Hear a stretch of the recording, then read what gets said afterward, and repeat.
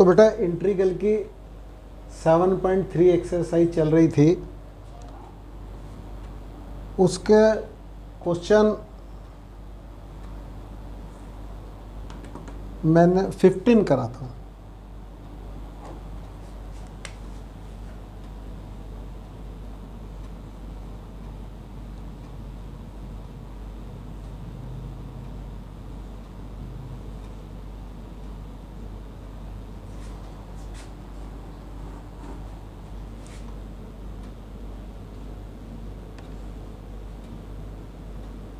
Ten cube 2x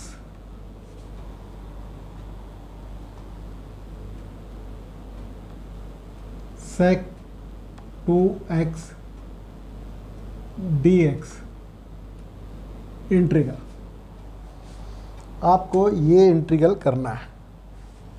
इसमें ध्यान देने वाली बात ये है कि sec स्क्वायर होता तो 10x का डिफरेंशिएशन हो जाता, लेकिन यहाँ sec स्क्वायर है नहीं, sec 2x है।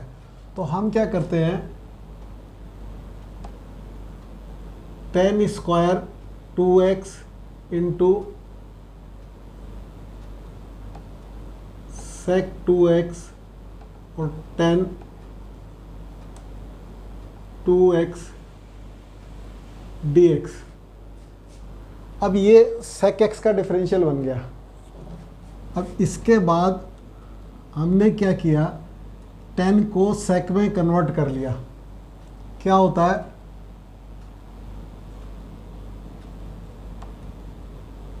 sec स्क्वायर 2x माइनस 1, और ये बन गया sec 2x tan 2x dx। इसको थोड़ा सा और सिंप्लीफाई कर लिया, ये बन गया sec स्क्वायर 2x और into sec 2x tan 2x dx minus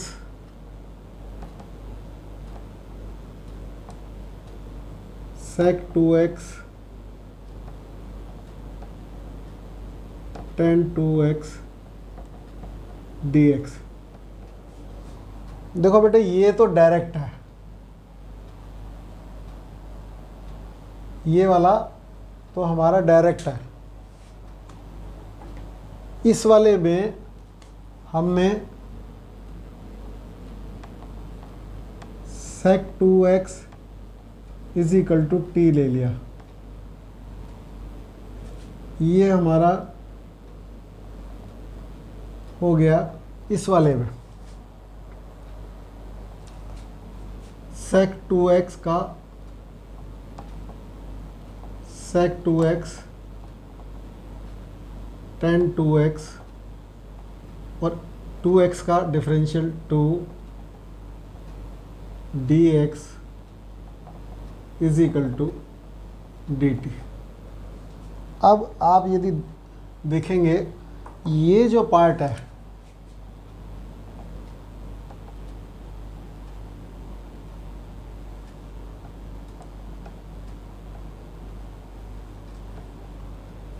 ये पार्ट dt बाई 2 के बराबर हो गया, यानी कि ये पार्ट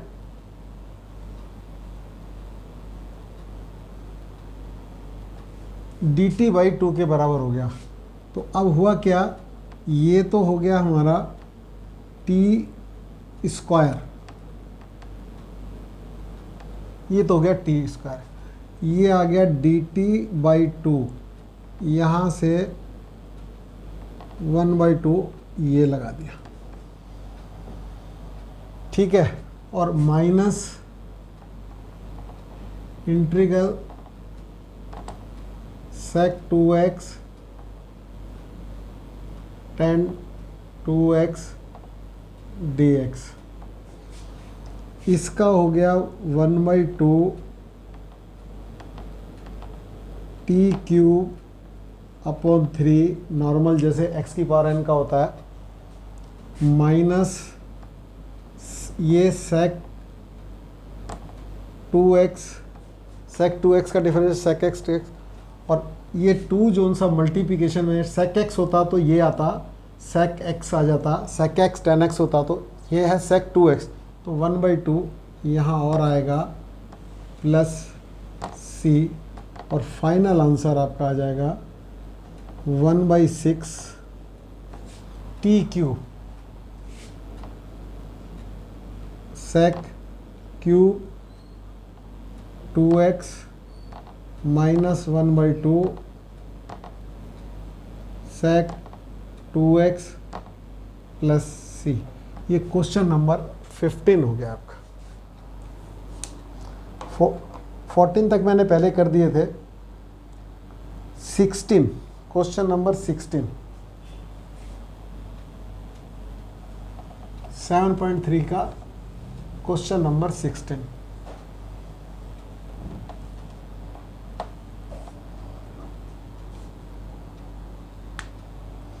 क्वेश्चन नंबर 16 है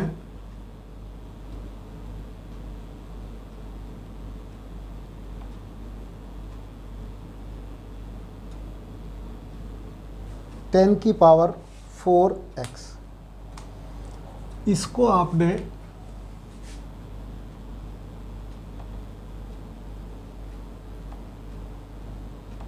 टेन स्क्वायर एक्स और ten square x integral dx लिख लिया।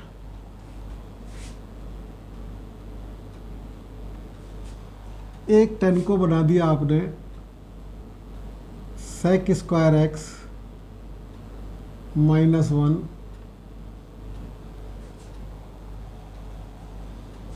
और ये हो गया tan स्क्वायर एक्स dx। इसको फिर मैंने और सिंप्लीफाई किया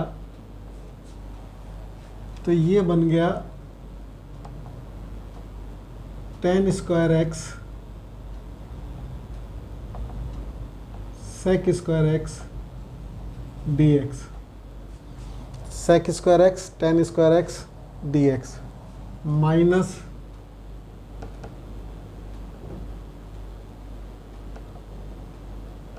tan स्क्वायर एक्स dx। ये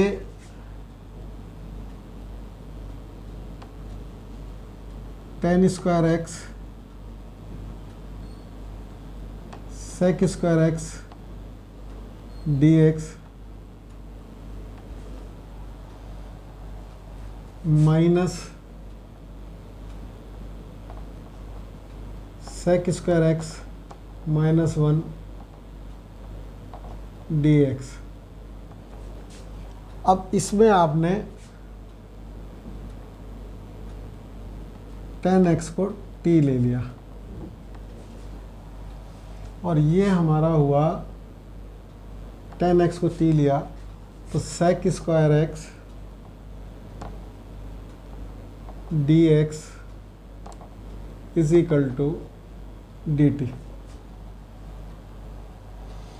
तो आप ये देखिए ये बन गया t square dt minus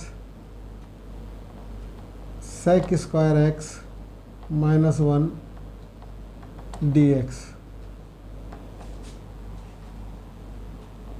question number 16।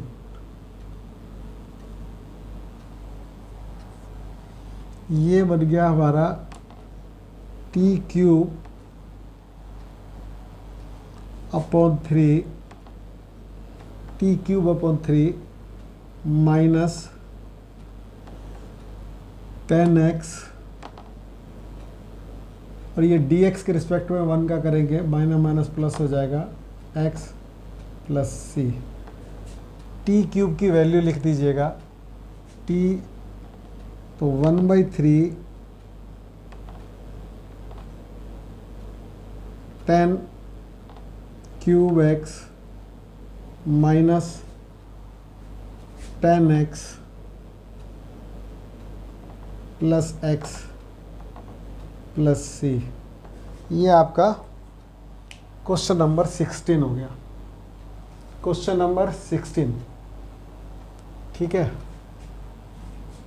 आप कमेंट बॉक्स में कुछ नहीं लिखते हैं, जो भी यदि आपको प्रॉब्लम आए या जो भी कोई क्वेश्चन आपके समझ नहीं आता तो उसको लिखो। अब क्वेश्चन नंबर 17 लास्ट के मैंने पहले करा दिए हैं आपको।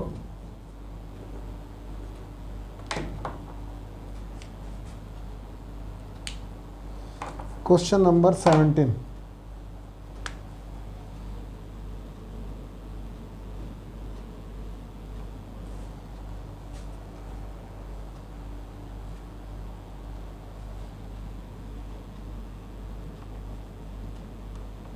Sine cube x plus cos cube x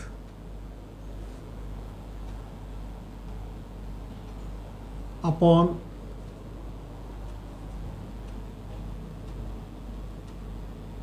sign square x cos square x integral dx। अब आपको मैं बताऊं, आप इसको डिवाइड कर लीजिए। Sine cube x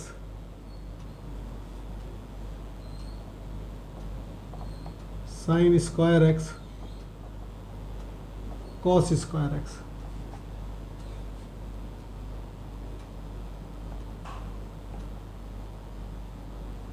plus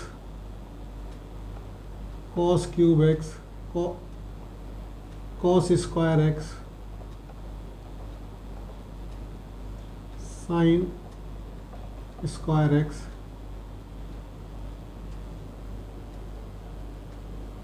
dx। अब आप देखेंगे कि ये पावर इससे कैंसिल आउट हो गई, वहाँ ऊपर बच गया साइन, साइन अपॉन कॉस 10 हो गया और एक कॉस और हो गया तो सेक हो गया। तो यहाँ पर हमारा सिंपली बच गया सेक एक्स 10x। इसको अलग कर देता हूँ dx प्लस इसमें ये गए तो एक कॉस बच गया, कॉस अपॉन साइन कॉट, और एक साइन है तो cosec, cosec x cot x dx। तो अब ये किसका डिफरेंस, सेक एक्स का डिफरेंशिएशन जो होता है सेक एक्स 10x होता है। तो ये सेक एक्स आ गया और कॉसेक एक्स का differential cos minus cosec x cot x होता है, तो इसलिए ये माइनस कॉसेक एक्स आ गया प्लस सी आ गया। तो ये आपका इसमें इस तरीके से आपने कर दिया। बाकी मैं आपको एक बात और बता देता हूँ, यदि आपको A cube plus B cube के तरीके से करना हो तो A plus B A square plus B square minus A B, ये फार्मूला भी आप लगा सकते हैं। अब ये 17th क्वेश्चन हो गया।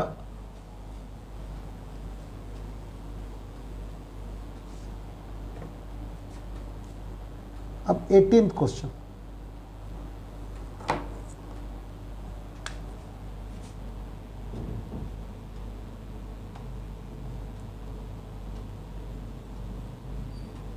cos 2x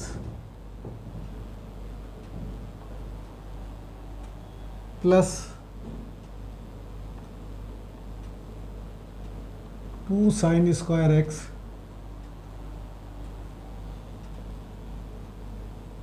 upon cos square x integral dx। पहली बात तो ये समझ लो कि ये 2x तो रहना ही नहीं चाहिए, या तो सारे ही 2x में बदलो, या तो सभी को 2x में बदलो, और नहीं तो इसको x में बदल लो। अब जो आपको आसान लगता है वो कर दो। आपको यदि इसको सबको 2x में बदलना जा सकता है, कोई ऐसी प्रॉब्लम वाली बात नहीं है, तो आप वो बदल लीजिए, या इसको cos इसको x में बदलना आसान लगता है तो ये बदलिए। अब cos 2x के 3 फार्मूले होते हैं, cos square x minus sign square x, 2 cos square x minus 1 और 1 माइनस 2 साइन स्क्वायर एक्स। अब इसमें आप देख लीजिए कौन सा वाला लगाना चाहिए, वो वाला लगा देते हैं। तो मेरे हिसाब से ये वाला ज़्यादा बढ़िया रहेगा। तो यदि इसको आप लगाएंगे यहाँ पर, तो इसकी जगह हो गया 1 minus 2 sign square X plus 2 sign square x upon cos square x integral dx। अब अभी तक हमने इंटीग्रल में का कुछ भी नहीं किया, ये सब 11th की ट्रिग्नोमेट्री चल रही है। अब कितनी अच्छी करी है आपने उसके ऊपर है। तो ये बन गया, इससे ये कैंसिल आउट हो गया, ये आ गया सेक स्क्वायर एक्स dx। और ये जो सेक स्क्वायर एक्स dx आया, इसका होता है tan x प्लस सी। ये हमारा क्वेश्चन नंबर 18। अब question number 19। Question number 19 important है।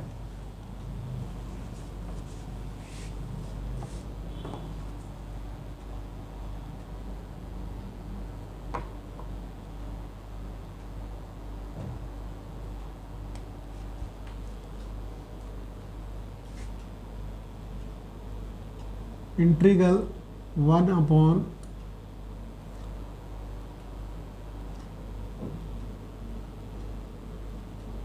Sine x cos cube x.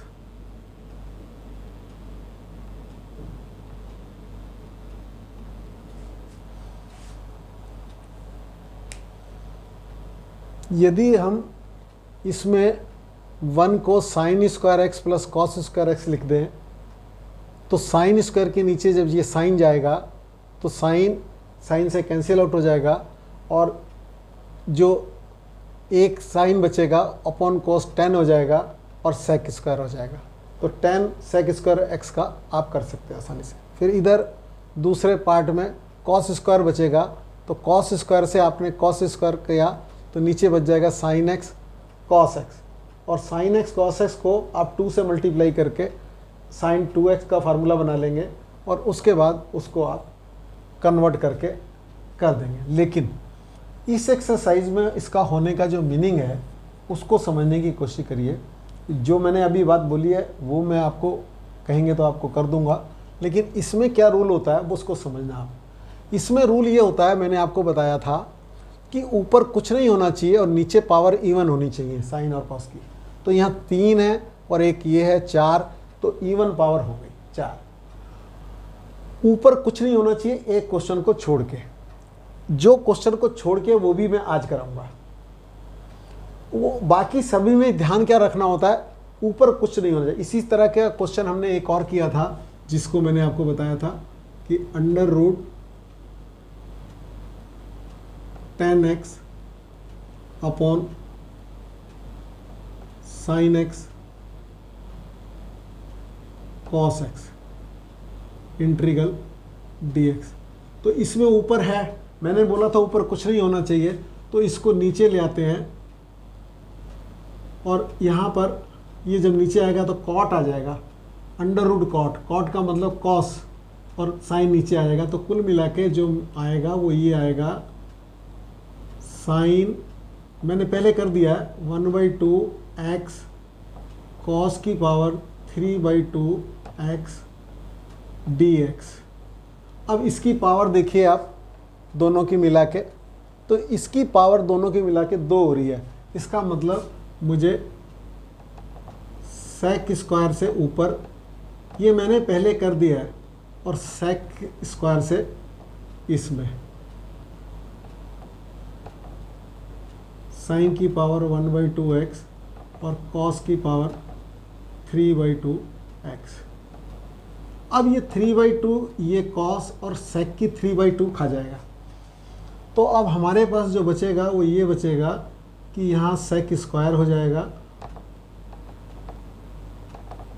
और यहाँ पर यदि आपके समझ आ रहा हो साइन की पावर 1/2 बचेगी और सेक की पावर 1/2 बचेगी, और सेक की पावर 1/2 का मतलब नीचे जाकर डिवीजन में कॉस की पावर 1/2, यानी कि यहाँ पर हमारा अंडर रूट, ये भी इंपॉर्टेंट क्वेश्चन है।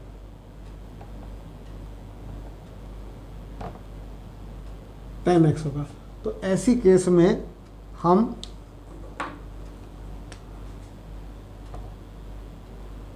tan x = t स्क्वायर लेते हैं। मैंने आपको बताया जब भी रूट में हो तो इसका हो गया sec square x dx = 2t dt, और ये हमारा हो गया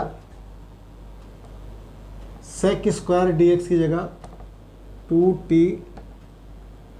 dt, और यहाँ t आ गया इसका, ये इससे कैंसिल होगा, 2 और 1 का हो गया t + c, यानी कि 2√। ये पिछली एक्सरसाइज का क्वेश्चन था। मैंने आपको बताया बेटा, इसमें समझने की बात यह है कि सब्स्टिट्यूशन करते हैं, लेकिन सबसे पहली समझ ये होनी चाहिए कि आपको ये समझना चाहिए ऊपर कुछ नहीं होना चाहिए एक क्वेश्चन को छोड़ के, और वो जो क्वेश्चन छोड़ना था कल ये बोला था वो अभी मैं करूँगा। फिलहाल मैं जल्दी से ये कर देता हूँ। तो इसमें हमें क्या करना चाहिए, इसमें हमें सेक की पावर 4x dx से ऊपर करना चाहिए, और सेक की power 4x sin x cos cube x।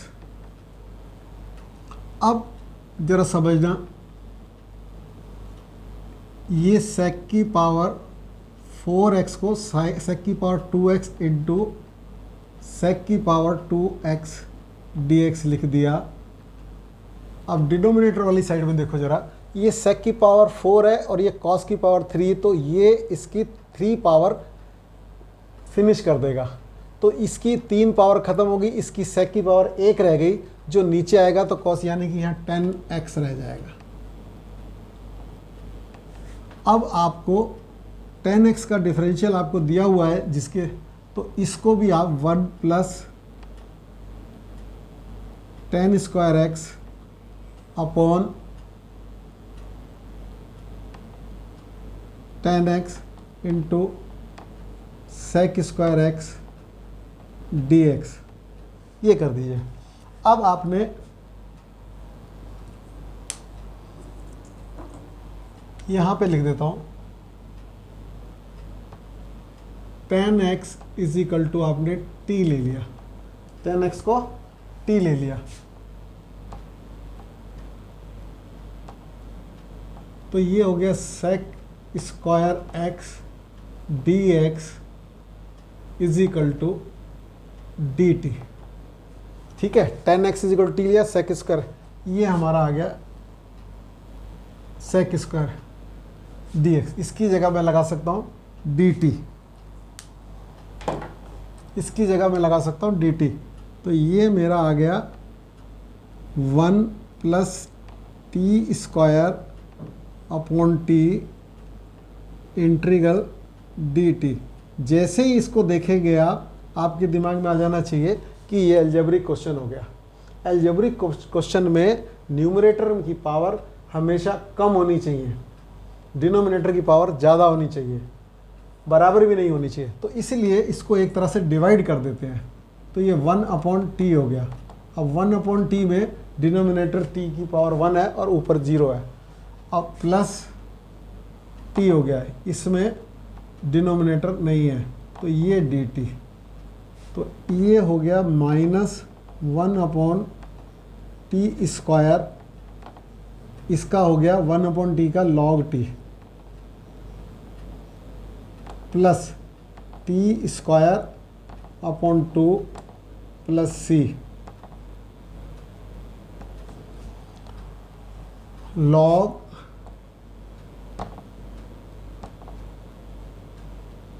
tan x plus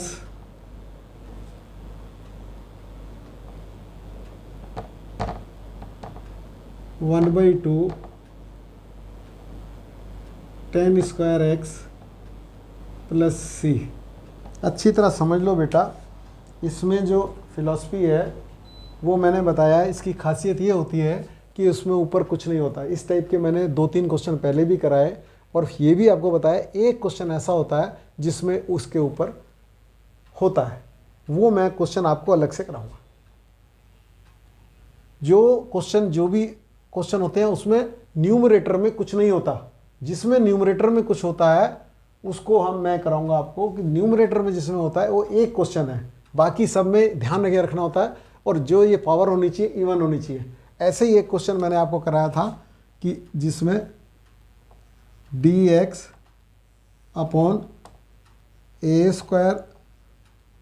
sin² x plus b² cos² x।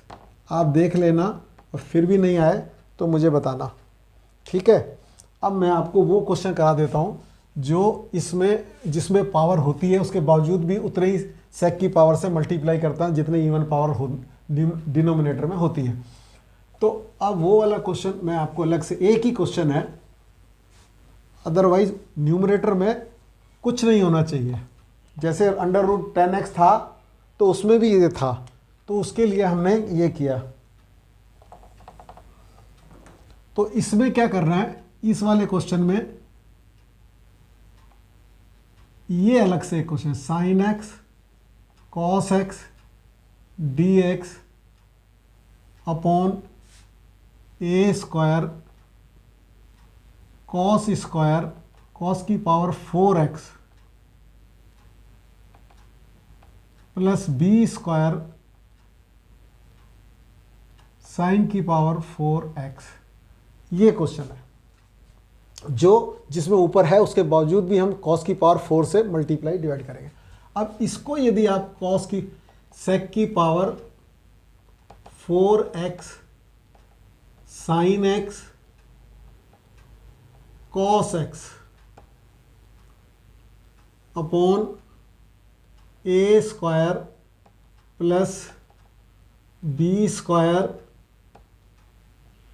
tan की पावर 4x इंटीग्रल dx, ये रह जाएगा। यदि इसको हम cos की पावर 4 को sec की पावर 4 से करेंगे तो यहाँ खाली a² रह जाएगा, यहाँ sin की पावर 4 इंटू sec की पावर 4 डिनोमिनेटर में चली जाएगी, cos की पावर 4 हो जाएगी और ये cos की पावर तो sin अपॉन cos 10 हो जाएगा।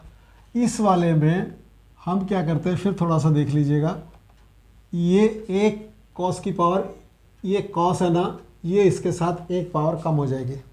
बोलो समझ आया? तो रहेगी 3 पावर।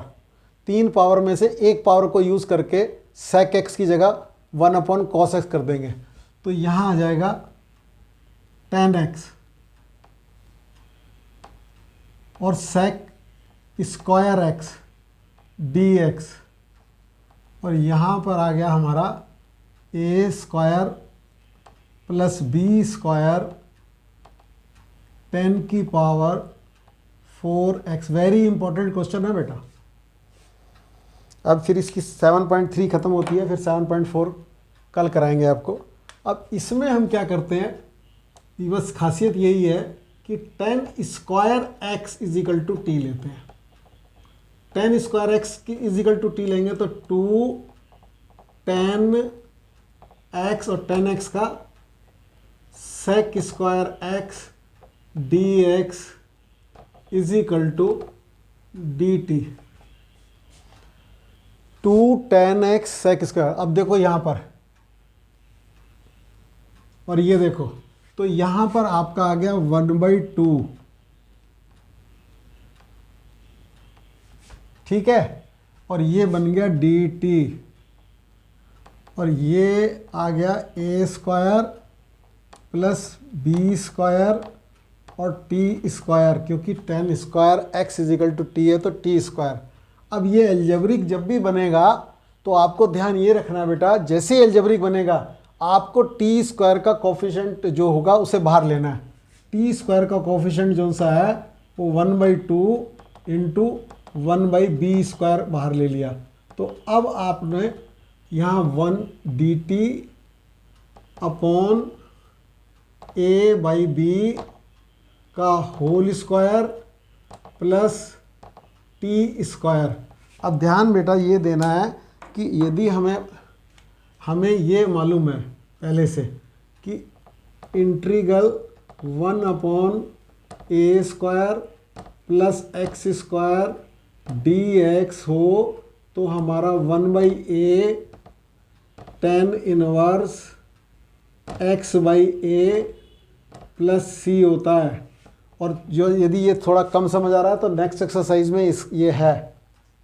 तो अब यदि आपने इसको देखा तो 1/2b स्क्वायर इंटू 1/a यानी कि b/a tan inverse t b t upon a, बहुत इंपॉर्टेंट क्वेश्चन है, प्लस c, ये हो गया 1/2ab tan inverse b/a, t की जगह वैल्यू लगा दी tan स्क्वायर एक्स और प्लस c। ये हमारा इसका आंसर आया। और वेरी इंपॉर्टेंट क्वेश्चन है, वेरी इंपॉर्टेंट क्वेश्चन है। अब बात आपको ये है, ठीक है, वेरी इंपॉर्टेंट क्वेश्चन है, इसको आप ध्यान से देख लेंगे। इस वाले एक अकेला क्वेश्चन है जिसमें ऊपर न्यूमरेटर में होने के बावजूद भी हम सेक की पावर जितनी इवन पावर होती है उससे मल्टीप्लाई, अदरवाइज न्यूमरेटर में कुछ नहीं होना चाहिए तभी हम मल्टीप्लाई करते हैं। तो ठीक है, ये 7.3 एक्सरसाइज आपकी ख़त्म हुई। कल से हम 7.4 की एक्सरसाइज शुरू करेंगे। आप इसमें जो भी कोई प्रॉब्लम हो तो कमेंट बॉक्स में लिखें, और साथ ही साथ बेटा मेरा कहना यह है कि सब्सक्राइब करने के लिए भी साथियों को बोलना। ओके।